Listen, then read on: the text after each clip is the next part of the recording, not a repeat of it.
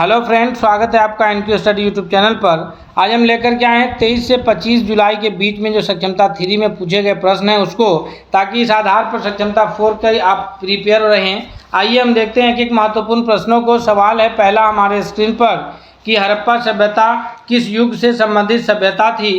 तो दोस्तों, हड़प्पा सभ्यता जो है, जिसको सिंधु घाटी सभ्यता के नाम से जानते हैं, यह सिंधु नदी और उनकी सहायक नदियों पर किनारे स्थित यह सभ्यता थी और यह समकालीन सभ्यता थी मेसोपोटामिया के सभ्यता के। और यह सभ्यता जो है एक कांस्य युगीन सभ्यता थी, यानी हड़प्पा सभ्यता में लोगों को कांस्य की वस्तुओं का पता था। अगले प्रश्न की ओर बढ़ते हैं। नेक्स्ट सवाल है हमारे स्क्रीन पर कि हड़प्पा सभ्यता का प्रथम स्थल कौन सा था जिसकी खोज हुई थी। तो दोस्तों, हड़प्पा सभ्यता का वो प्रथम स्थल हड़प्पा ही है जिसकी खोज हुई और सबसे पहले इसका उत्खनन कार्य 1921 में दयाराम सहनी, कौन? दयाराम सहनी के द्वारा कराया गया। कब कराया गया? तो 1921 ईस्वी में, याद रखिएगा। नेक्स्ट प्रश्न की ओर बढ़ते हैं। सवाल नंबर तीसरा है हमारे स्क्रीन पर कि मोहनजोदड़ो की सबसे प्रसिद्ध संरचना कौन सी है। दोस्तों, मोहनजोदड़ो का अर्थ होता है मृतकों का टीला। मोहनजोदड़ो एक सिंधी शब्द है, सिंधी, हिंदी नहीं, सिंधी भाषा का शब्द है जिसका अर्थ होता है मृतकों का टीला, या फिर आप कहिए जो मरे हुए लोगों का टीला, मृतकों का टीला अंबार।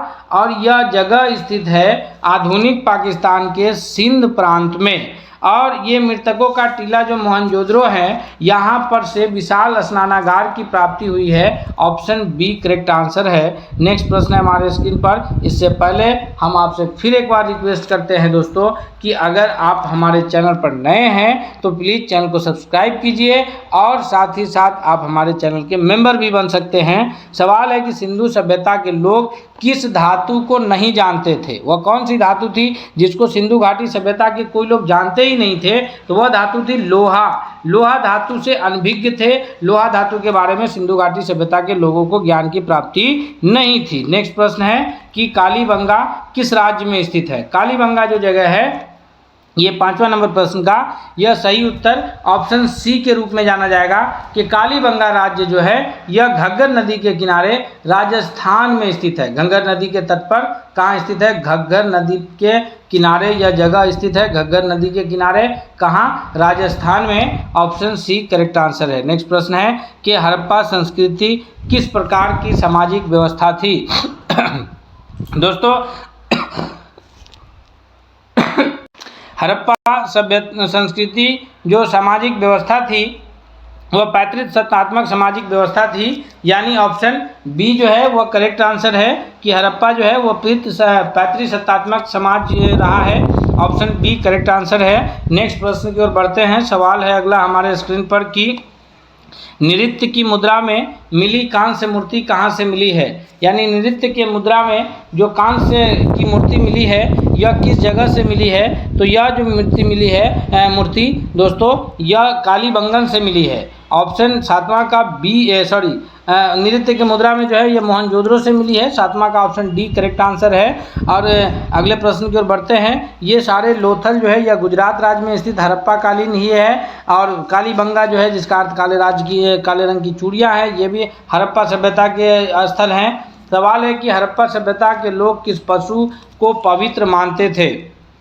तो हड़प्पा सभ्यता के लोग जो थे वह एक सींग वाले बैल या एक सींग वाले गेंडा कहलाता है उसको पवित्र मानते थे, क्योंकि इसकी जो तस्वीर है ये बहुत सारे मोहरों पर इसकी तस्वीर मिली है। नेक्स्ट प्रश्न है हमारे स्क्रीन पर कि भारत में सिंधु घाटी सभ्यता का सबसे बड़ा स्थल कौन सा था। तो भारत में सिंधु घाटी सभ्यता का जो सबसे बड़ा स्थल है वह है राखी गढ़ी। कौन सा स्थल है? यह राखी गढ़ी, जो कि हरियाणा राज्य में स्थित है। कहाँ स्थित है?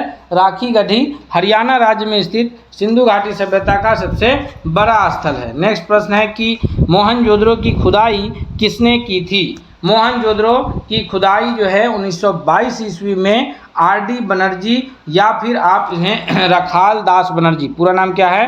Rakhal Das Banerjee, R D. Banerjee short name है।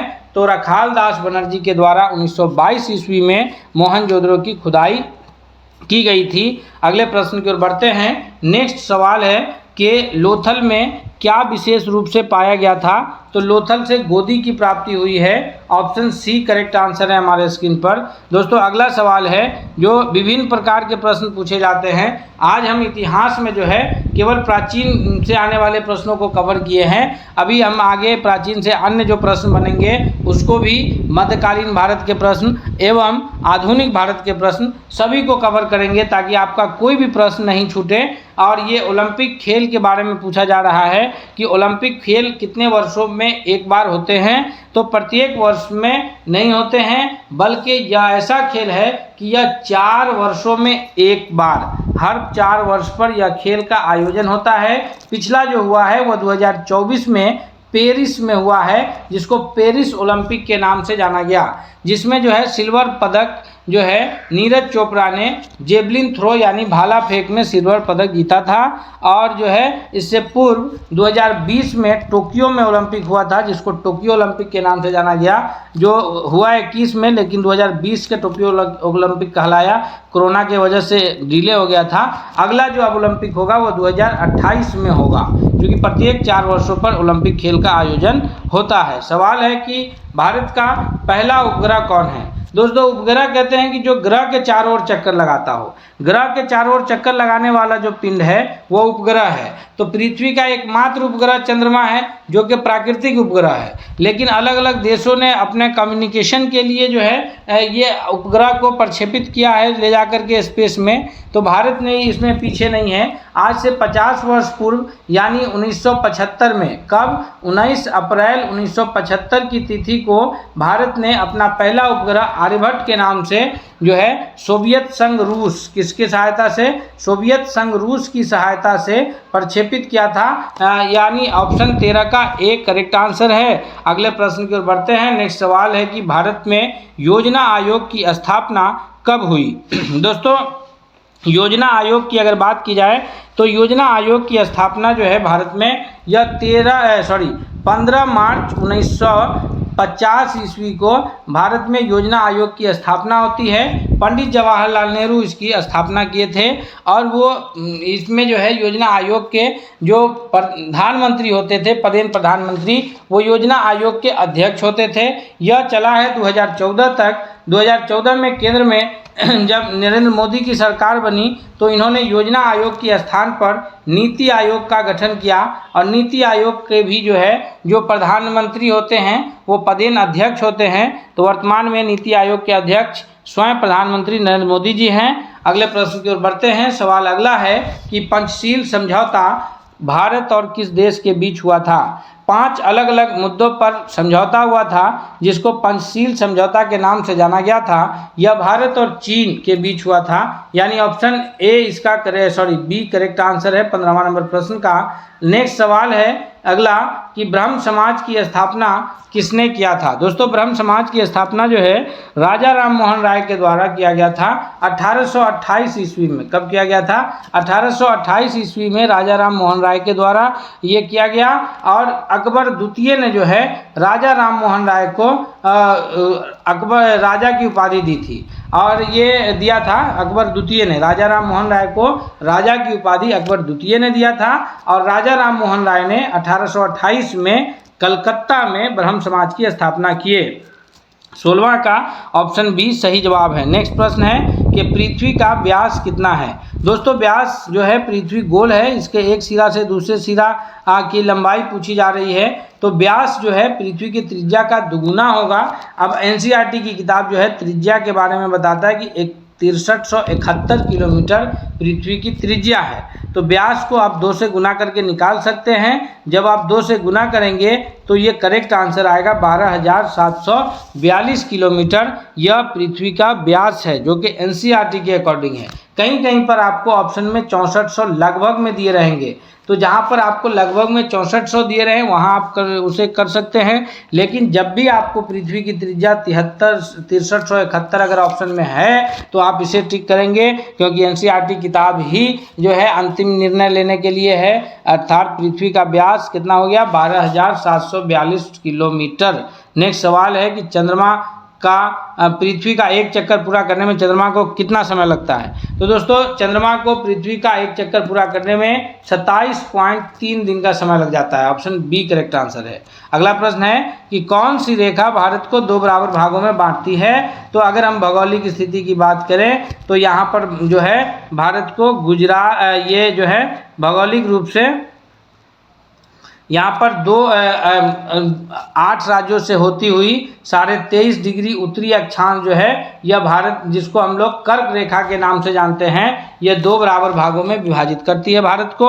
जो कर्क रेखा है यह 8 राज्यों से गुजरती है और ये 2 अलग अलग भारत, यानी आधा भारत जो है, जो दक्षिण भारत का एरिया है, उत्तर भारत का एरिया कर्क रेखा से ऊपर है, तो नीचे का जो एरिया है यह उष्ण कटिबंध एरिया है, यानी यहाँ सालों भर गर्मी पड़ेगी, और ऊपर का जो एरिया है यह शीतोष्ण कटिबंध एरिया है। बिहार, उत्तर प्रदेश, दिल्ली जो है यह शीतोष्ण कटिबंध में है, इसलिए यहाँ सालों भर गर्मी नहीं बल्कि कुछ मौसम में गर्मी और कुछ मौसम में सर्दी पड़ते हैं। जबकि जो आंध्र प्रदेश है, महाराष्ट्र है, केरल है, कर्नाटक है, ये सारे राज्य जो है ये उष्ण कटिबंध में हैं, इसलिए वहाँ सालों भर गर्मी पड़ती है। नेक्स्ट सवाल है कि सबसे ऊंचा जलप्रपात कौन सा है? तो सबसे ऊंचा जलप्रपात जो है दोस्तों, हम 20 प्रश्न अब तक कवर किए हैं, हम आगे इसमें संपूर्ण प्रश्नों को कवर करेंगे। हम आपसे रिक्वेस्ट करते हैं कि अगर आप हमारे चैनल पर नए हैं तो प्लीज़ आप चैनल को सब्सक्राइब कीजिए, साथ ही साथ आप जो है चैनल के मेंबर भी बन सकते हैं। सवाल है कि सबसे ऊंचा जो जलप्रपात है, ऑप्शन ए करेक्ट आंसर है इस प्रश्न का। अगले प्रश्न के बाद कि लाल मृदा यानी लाल मिट्टी में जो लाल रंग होता है वो किस कारण से उसका रंग जो है लाल होता है? वो लोहे के व्यापक प्रसरण के कारण होता है, या उसकी अधिक मात्रा के कारण होता है, या फिर तांबे की अधिक मात्रा के कारण होता है, या इनमें से कोई नहीं? तो लाल मिट्टी का जो रंग लाल होता है वो लोहे के व्यापक प्रसरण के कारण, अर्थात ऑप्शन नंबर ए जो है यह पहला नंबर क्वेश्चन का सबसे करेक्ट आंसर होगा। नेक्स्ट क्वेश्चन की ओर बढ़ते हैं। दूसरा नंबर क्वेश्चन है कि वायुमंडल में सर्वाधिक मात्रा में कौन सी गैस मिलती है? तो वायुमंडल में जो हवा है, गैसों का मिश्रण है, तो इसमें सबसे अधिक मात्रा में जो गैस उपस्थित है वह नाइट्रोजन गैस है। कितने मात्रा में उपस्थित है? तो 78% में है। उसके बाद ऑक्सीजन है जो लगभग 21% में है। फिर उसके बाद जो है वो कार्बन डाइऑक्साइड है जो कि 0.03% में है। अब बचे हुए 0.97% में अन्य जितने भी गैस है वो सारे उपस्थित रहते हैं।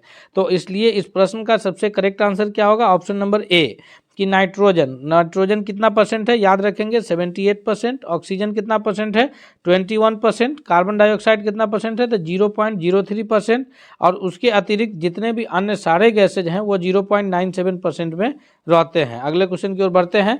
दूसरा क्वेश्चन है, तीसरा है कि निम्नलिखित में से कौन सा एक वलित पर्वत है? यानी ये जो पर्वत की श्रेणियां हैं, नीलगिरी पर्वत, हिमालय पर्वत, सतपुरा पर्वत, इनमें से कौन सा एक पर्वत जो है वह वलित पर्वत के रूप में जाना जाता है? तो इस तीसरा नंबर क्वेश्चन का जो सबसे सही उत्तर होगा वो ऑप्शन नंबर बी होगा कि वलित पर्वत के रूप में जो है वह हिमालय पर्वत जाना जाएगा, अर्थात इसका सबसे सही उत्तर जो है वह बी होगा। दोस्तों हम उम्मीद करते हैं कि यह जो सीरीज है आपको बहुत ही फ़ायदा पहुंचाएगा, इसलिए हम आपसे रिक्वेस्ट करते हैं कि आप अगर चैनल पर नए हैं तो प्लीज़ आप चैनल को सब्सक्राइब करके बेल आइकन को दबा लीजिए, ताकि कोई भी अपडेट्स आए तो सबसे पहले आप तक पहुंचे। साथ ही साथ आपसे यह रिक्वेस्ट करेंगे कि आप वीडियो को लाइक करना नहीं भूलिए और दोस्तों के बीच भी इसका लिंक शेयर कीजिए ताकि सभी लोग इससे फ़ायदा उठाएं। अगले प्रश्न की ओर बढ़ते हैं। नेक्स्ट क्वेश्चन है, क्वेश्चन नंबर चौथा है कि पृथ्वी के वायुमंडल का सर्वाधिक घनत्व कहाँ पर रहता है? जी, पृथ्वी का जो वायुमंडल है उसमें सबसे अधिक घनत्व जो है, जब हम लोग वायुमंडल को पढ़ते हैं तो स्तर वाइज पढ़ते हैं, तो सबसे नीचे जो मंडल है उसमें क्षोभ मंडल है, फिर उससे ऊपर जो है अन्य जो मंडल है, समताप मंडल, ओजोन मंडल, बहिर्मंडल। तो इन सब में जो सबसे अधिक जो घनत्व है, सर्वाधिक घनत्व जो है वह क्षोभ मंडल में होता है, अर्थात ऑप्शन नंबर सी चौथा नंबर प्रश्न के लिए क्या करेक्ट होगा? तो ऑप्शन नंबर सी जो है चौथा नंबर क्वेश्चन के लिए सबसे सही उत्तर के रूप में जाना जाएगा। नेक्स्ट क्वेश्चन की ओर बढ़ते हैं। अगला क्वेश्चन है, क्वेश्चन नंबर 5 है कि निम्नलिखित में से किसे विश्व की छत के नाम से जाना जाता है? जी, यह प्रश्न जो है बहुत ही इंपॉर्टेंट प्रश्न है और ये सारे प्रश्न जो है एससीईआरटी और एनसीईआरटी की किताब से तैयार किया गया हुआ मटेरियल है कि विश्व का जो छत है वह कौन जाना जाता है? वह काराकोरम श्रेणी या तियान शान या फिर पामीर का पठार। तो पामीर के पठार को जो है वो विश्व के छत के नाम से जानते हैं, अर्थात 5वां नंबर क्वेश्चन के लिए जो करेक्ट आंसर है वो ऑप्शन नंबर ए सही उत्तर होगा। नेक्स्ट क्वेश्चन की ओर चलते हैं हम लोग। अगला प्रश्न कौन है? अगला क्वेश्चन है 6ठा नंबर प्रश्न हमारे स्क्रीन पर कि संसार का सबसे बड़ा मरुस्थल जो है वह कौन सा है? जी, इतने जो संसार में जितने भी मरुस्थल हैं उसमें सबसे बड़ा मरुस्थल जो है वह सहारा मरुस्थल है, या गोबी है, या कालाहारी है, या फिर थार मरुस्थल है। तो इसका सबसे करेक्ट आंसर है ऑप्शन नंबर ए कि जो सबसे बड़ा मरुस्थल है वो सहारा मरुस्थल है, और सबसे बड़ा शीत मरुस्थल, ठंडा मरुस्थल जो है वह फिर गोबी आएगा। यानी इस 6ठा का तो सबसे करेक्ट आंसर है वो ऑप्शन नंबर ए होगा। नेक्स्ट क्वेश्चन की ओर बढ़ते हैं। अगला क्वेश्चन कौन सा है? तो अगला क्वेश्चन है 7वां नंबर प्रश्न है कि मुंडा जनजाति कहाँ निवास करती है? जी, यह जो है भूगोल से रिलेटेड प्रश्न है, इसलिए ये इसमें जितने भी भूगोल से महत्वपूर्ण प्रश्न है उसको हम कलेक्शन किए हैं। तो ये मुंडा जनजाति जो है यह कहाँ निवास करती है? बिहार राज्य में, या फिर झारखंड राज्य में, या फिर मध्य प्रदेश में, या उड़ीसा में। तो इस 7वां नंबर प्रश्न के लिए जो सबसे करेक्ट आंसर के रूप में आंसर जाना जाएगा वह है ऑप्शन नंबर बी कि मुंडा जनजाति के लोग जो है वह बिहार का ही पड़ोसी राज्य झारखंड में निवास करते हैं, यानी बी सबसे करेक्ट आंसर है। नेक्स्ट क्वेश्चन की ओर चलते हैं हम लोग। अगला क्वेश्चन है क्वेश्चन नंबर 8वां नंबर प्रश्न क्या कह रहा है कि भारत का जो जनजातीय समूह है उसमें सबसे बड़ा जनजातीय समूह कौन सा है? गोंड समूह, या फिर इरूला समूह, या पनियान समूह, या फिर राजी समूह।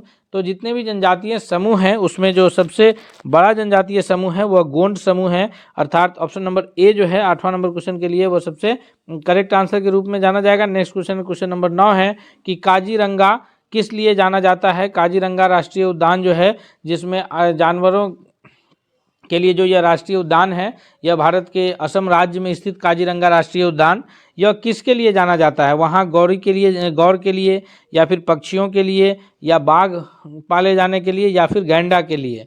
तो इसका जो सबसे करेक्ट आंसर है वह है ऑप्शन नंबर ए कि काजीरंगा राष्ट्रीय उद्यान जो है यह गेंडा, वहाँ जो उस राष्ट्रीय उद्यान में गेंडा मौजूद है उसके लिए यह फेमस है। नेक्स्ट क्वेश्चन की ओर चलते हैं हम लोग। अगला क्वेश्चन है ये इसी से रिलेटेड प्रश्न है कि काजीरंगा राष्ट्रीय उद्यान कहाँ स्थित है? तो काजीरंगा राष्ट्रीय उद्यान जो है, हम तो पीछे इस प्रश्न को बताए हैं, आप लोग भी कमेंट करके बता सकते हैं कि यह जो अवस्थित है यह भारत के असम राज्य में स्थित है, अर्थात ऑप्शन नंबर डी जो है इस 10वें नंबर प्रश्न के लिए वो सबसे करेक्ट आंसर होगा। दोस्तों आप लोग भी कमेंट करके बता सकते हैं कौन सा प्रश्न का क्या करेक्ट आंसर है, ताकि इससे पता चले कि जो है आप हम लोग की तैयारी कितनी हो चुकी है। और साथ ही साथ हम आपसे एक और रिक्वेस्ट करेंगे कि आप वीडियो पूरा देखने के बाद लास्ट में आप कमेंट करके फीडबैक हमें ज़रूर दें। अगले क्वेश्चन की ओर बढ़ते हैं हम लोग। नेक्स्ट क्वेश्चन क्या है? क्वेश्चन नंबर 11 है कि 1922 में गया में इंडियन नेशनल कांग्रेस का अधिवेशन की अध्यक्षता कौन किए थे? जी, तो बिहार में जो भारतीय राष्ट्रीय कांग्रेस की अधिवेशन हुआ है, गया में भारतीय राष्ट्रीय कांग्रेस का दूसरा अधिवेशन था। इससे पहले जो है 1912 में, यानी 10 साल पहले भारतीय राष्ट्रीय कांग्रेस का पहला अधिवेशन बिहार में हुआ था। और 12 से याद रखेंगे, 12 से बांकीपुर में, और जो कि हुआ था। और उसके बाद पूरे 10 साल के बाद 1922 में गया में हुआ। और यह गया में जो 1922 में हुआ यह भारतीय बिहार में दूसरा था। और वैसे अगर बात करें कि भारतीय राष्ट्रीय कांग्रेस के जो अधिवेशन थे उसमें यह 37वां अधिवेशन था राष्ट्रीय आंदोलन के क्रम में, जो बिहार में हो रहा था, और यह गया जिला में हुआ था। और इसकी जो अध्यक्षता किए थे वह चित्तरंजन दास किए थे, अर्थात ऑप्शन नंबर ए जो है इसके लिए भी सबसे करेक्ट आंसर के रूप में जाना जाएगा। नेक्स्ट क्वेश्चन है क्वेश्चन नंबर 12 है कि नंद वंश के संस्थापक कौन थे? जी, जब मगध साम्राज्य, जब हम लोग ये 16 महाजनपद पढ़ते हैं तो 16 महाजनपद में जो सबसे शक्तिशाली महाजनपद हुआ है वह मगध साम्राज्य रहा है। सबसे शक्तिशाली महाजनपद कौन था?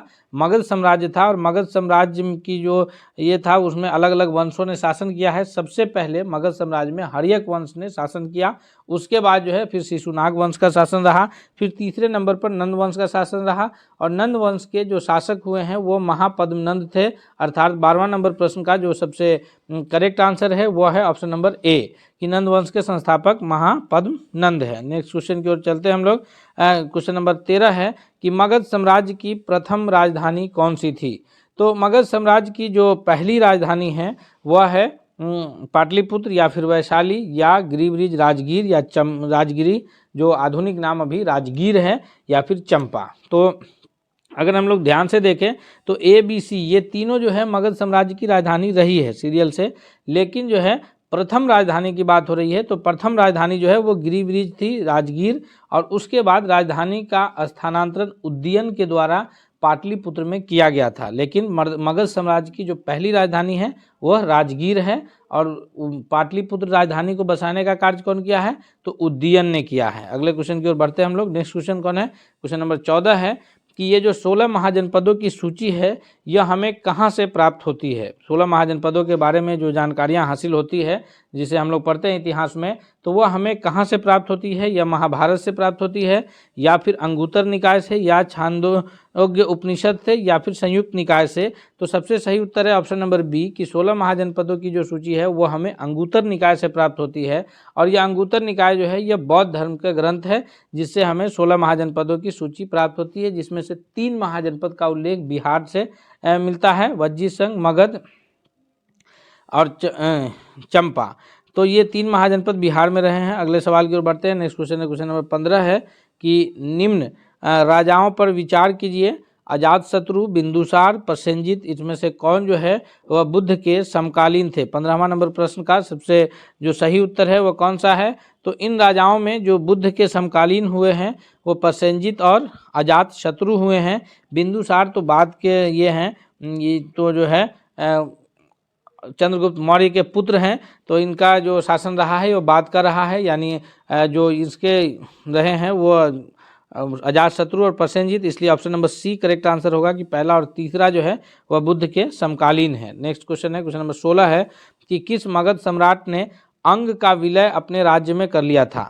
कौन से मगध सम्राट ने किया था, या बिंबिसार ने या फिर अजातशत्रु ने अंग महाजनपद का विलय जो है वो मगध साम्राज्य में करने का कार्य कौन किया है। तो इस 16वां नंबर प्रश्न का सबसे जो सही उत्तर है वो ऑप्शन नंबर ए है कि बिंबिसार, जो कि हर्यक वंश के संस्थापक के रूप में जाने जाते हैं, इन्होंने ही ये मगध साम्राज्य का में अंग को मिलाने का कार्य किया था। नेक्स्ट क्वेश्चन है, क्वेश्चन नंबर 17 है कि गुप्त वंश के संस्थापक कौन थे। गुप्त वंश का संस्थापक जो है या घटोत्कच है, या फिर चंद्रगुप्त हैं, या श्रीगुप्त, या फिर इनमें से कोई नहीं। तो गुप्त वंश के संस्थापक के रूप में जो नाम आता है वो ऑप्शन नंबर सी आता है कि श्रीगुप्त जो है वह गुप्त वंश के संस्थापक है। जी एक एक प्रश्नों को हम लोग देख रहे हैं। नेक्स्ट क्वेश्चन की ओर बढ़ते हैं। अगला क्वेश्चन क्या कह रहा है, क्वेश्चन नंबर 18 है कि फाहियान किसके शासनकाल में भारत आया था। फाहियान जो भारत आया वह उस वक्त भारत में किसका शासनकाल चल रहा था, चंद्रगुप्त प्रथम, अशोक, या फिर हर्षवर्धन, या चंद्रगुप्त द्वितीय का। तो फाहियान जब भारत आया था उस वक्त भारत में चंद्रगुप्त द्वितीय का शासन था, अर्थात ऑप्शन नंबर डी जो है वो करेक्ट आंसर के रूप में क्वेश्चन का जाना जाएगा। नेक्स्ट क्वेश्चन है, क्वेश्चन नंबर 19 है कि फाहियान कहाँ का निवासी था। तो हम सभी जानते हैं कि ह्वेनसंग, और फाहियान जो है वह ये चीन का निवासी था, ऑप्शन नंबर सी जो है वो करेक्ट आंसर के रूप में जाना जाएगा। नेक्स्ट क्वेश्चन है, क्वेश्चन नंबर 20 है कि विक्रम संवत जो कैलेंडर है इसकी प्रारंभ कब हुई है। विक्रम संवत कैलेंडर की जो प्रारंभ हुई है या 58 ईसा पूर्व या 78 ईस्वी में, या फिर 57 ईसा पूर्व या 73 ईसा पूर्व में। तो विक्रम संवत की जो शुरुआत हुई है वो 58 ईसा पूर्व में हुआ है, यानी ऑप्शन नंबर ए सबसे सही उत्तर के रूप में जाना जाएगा। अब जो प्रश्न है वो विज्ञान से रिलेटेड प्रश्न है, तो हम आपसे एक बार फिर रिक्वेस्ट करते हैं कि अगर आप दोस्तों चैनल पर नए हैं तो प्लीज़ आप चैनल को सब्सक्राइब कर लीजिए और बेल आइकन को दबा लीजिए, कोई भी अपडेट्स आएगा तो आप तक पहुंचेगा। और आपसे यह रिक्वेस्ट है कि आपको वीडियो पसंद आया, कैसा लगा, अंत में आप कमेंट करके हमें ज़रूर बताएंगे। 21वां नंबर क्वेश्चन क्या कह रहा है कि समतल दर्पण द्वारा बना प्रतिबिंब सदा कैसा होता है। तो सबसे पहले हम लोग ये जाने कि दर्पण 3 तरह का होता है। कौन कौन दर्पण, तो एक है समतल दर्पण, दूसरा है उत्तल दर्पण, और तीसरा अवतल दर्पण। तो उसमें से जो समतल दर्पण प्लेन मिरर है जिसका इस्तेमाल हम लोग अपने घरों में करते हैं, वो सदैव जो है प्रतिबिंब सीधा और आभासी बनाता है, अर्थात ऑप्शन नंबर सी 21वां नंबर क्वेश्चन के लिए सबसे सही उत्तर के रूप में जाना जाएगा।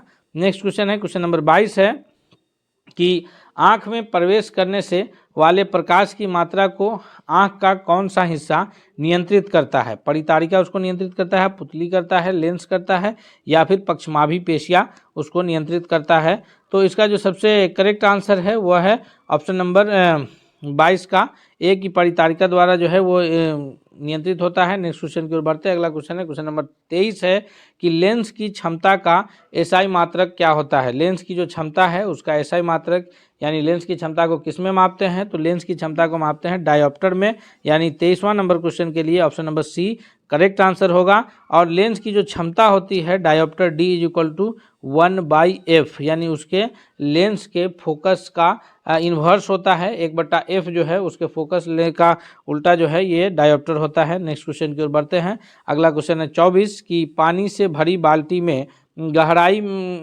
कम दिखना यह किसका कारण है। यानी कोई बाल्टी अगर पानी से भरा है तो वो बाल्टी की जो गहराई है वो वास्तविक गहराई से कम गहरा दिखता है, ऐसा क्यों होता है।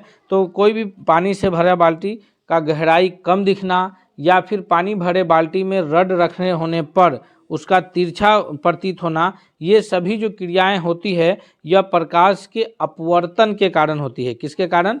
अपवर्तन के कारण। अपवर्तन क्या है कि प्रकाश एक माध्यम से जब दूसरे माध्यम में जाता है, यानी प्रकाश जब हवा से पानी में जाता है तो वह मुड़ता है, अभिलंब की ओर मुड़ता है, या फिर पानी से हवा में आएगा तो अभिलंब से दूर जाएगा।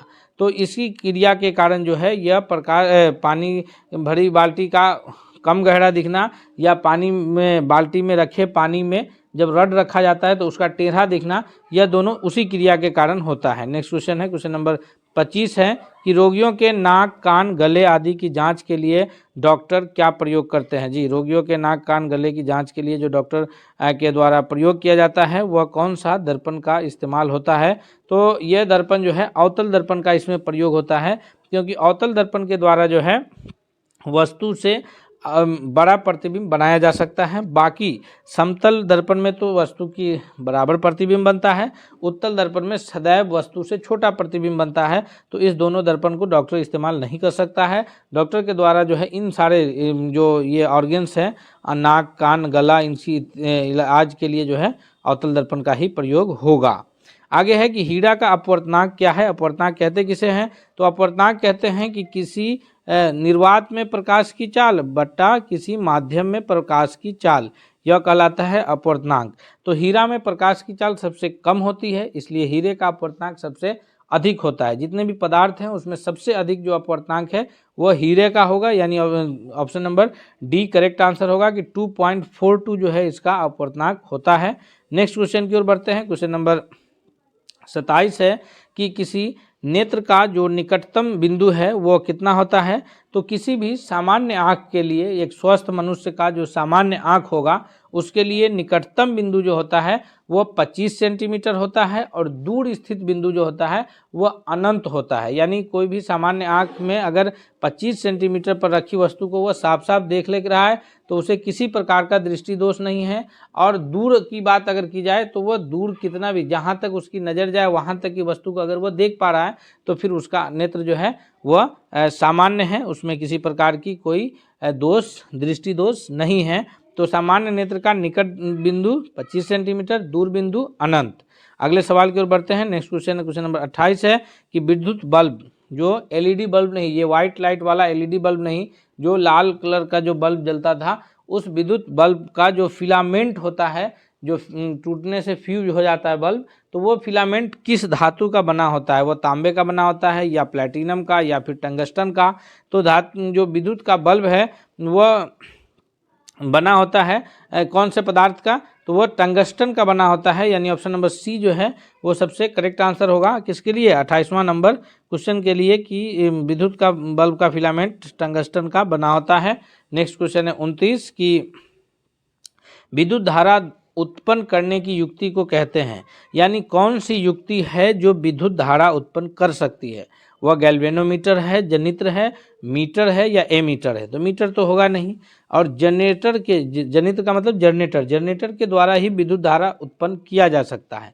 ए मीटर से विद्युत धारा को मापा जाता है, और गैल्वेनोमीटर भी जो है यह मापने की युक्ति है। यानी 29वां नंबर क्वेश्चन के लिए जो करेक्ट आंसर है वो ऑप्शन नंबर सी है। नेक्स्ट क्वेश्चन है क्वेश्चन नंबर 30 है कि निकट दृष्टि दोष, निकट दृष्टि दोष उसे कहेंगे कि जिस व्यक्ति को निकट की वस्तु साफ साफ दिखती हो और दूर स्थित वस्तु साफ नहीं दिखती हो, उसे निकट दृष्टि दोष कहा जाएगा। निकट दृष्टि दोष के लिए कौन सा इस्तेमाल होगा, तो निकट दृष्टि दोष के लिए जो दर्पण इस्तेमाल होगा वह ऑप्शन नंबर बी यानी अवतल लेंस का इस्तेमाल निकट दृष्टि दोष से ग्रसित व्यक्तियों के लिए किया जाएगा। ऑप्शन नंबर बी इसका सबसे करेक्ट आंसर है। नेक्स्ट क्वेश्चन है, क्वेश्चन नंबर 31 है कि भारतीय संविधान में समवर्ती सूची। अब जो प्रश्न हम लोग देख रहे हैं वो भारतीय संविधान से रिलेटेड प्रश्न है कि भारतीय संविधान में समवर्ती सूची की अवधारणा कहाँ से ली गई है। हमारे संविधान में जो है 3 प्रकार की सूचियाँ हैं, इसको लिस्ट कहेंगे। एक संघ सूची जिसको सेंट्रल लिस्ट कहते हैं, दूसरा राज्य सूची स्टेट लिस्ट, और तीसरा समवर्ती सूची कंक्रीट लिस्ट। तो इन तीनों सूचियों में विषय शामिल है कि कौन सा विषय किस सूची में शामिल है। जैसे अगर हम लोग बात करें विदेशी मामला, डाक व्यवस्था, रेलवे, सुरक्षा, ये सारे जो है सीमा सुरक्षा, ये सभी केंद्र सूची में शामिल है। इस पर केंद्र सरकार को कानून बनाने का हक प्राप्त है।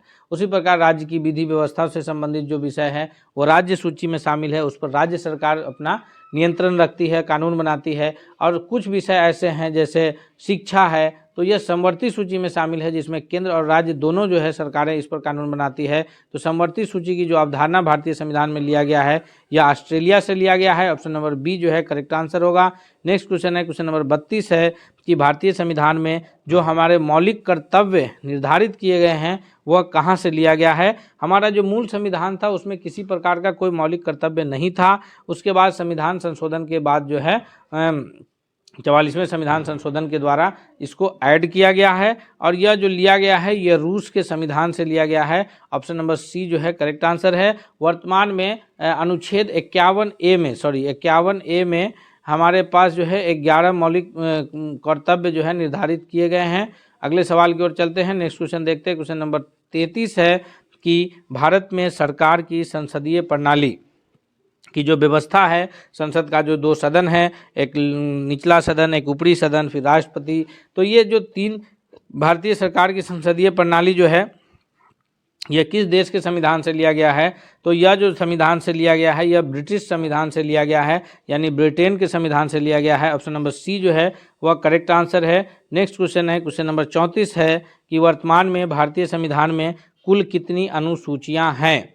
तो अभी जो भारतीय संविधान में अनुसूची है वह कितनी है, तो अभी वर्तमान में 12 अनुसूचियां हैं। और जब संविधान का निर्माण हुआ था उस वक्त अनुसूचियों की जो संख्या थी उस वक्त केवल 8 अनुसूचियां थी। अभी 12 अनुसूचियां हैं संशोधन के द्वारा, इसमें 4 अनुसूचियां ऐड किए गए हैं। उसी प्रकार जैसे पहले संविधान में 22 भाग थे, वर्तमान में 25 भाग हैं। अगले सवाल की ओर बढ़ते हैं हम लोग। इससे पहले हम आपसे एक बार फिर रिक्वेस्ट करते हैं कि दोस्तों अगर आप अब तक चैनल पर नए हैं तो प्लीज़ ज़रूर सब्सक्राइब कीजिएगा चैनल को, और यह वीडियो पसंद आ रहा है तो इसको लाइक करते हुए दोस्तों के बीच भी जरूर शेयर कीजिएगा।